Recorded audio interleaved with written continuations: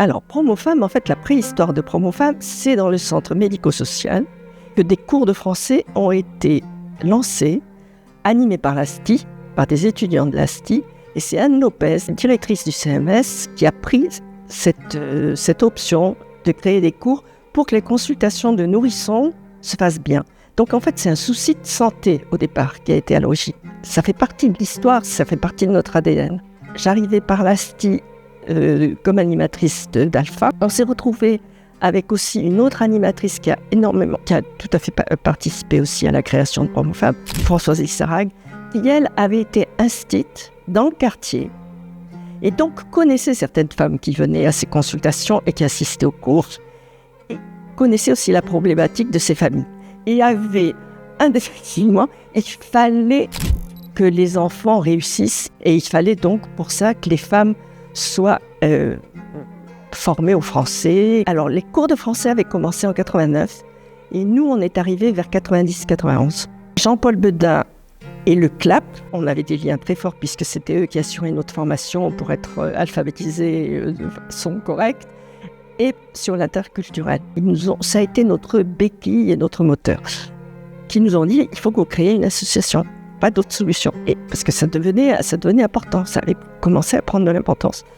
Poussé par le CLAP qui nous a indiqué tous les financeurs possibles, tous les interlocuteurs possibles, et Jean-Paul Beudin qui disait mais allez, il faut absolument que vous créiez une association. Donc on a déposé les statuts en mai 1994. Si on voulait qu'elles se sentent appartenir à la communauté française, parce qu'il y avait ça, qu'elles se sentent avoir la possibilité d'être citoyennes, il fallait créer un lieu d'ancrage.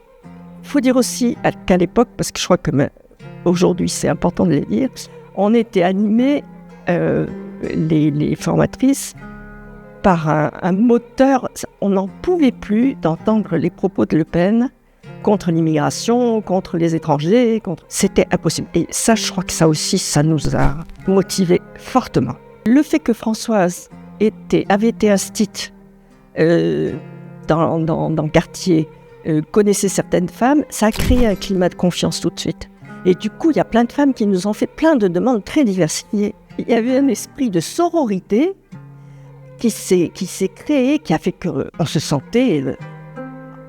il fallait qu'on fasse des choses ensemble. J'ai démarré en faisant des cours d'alpha et au fur et à mesure que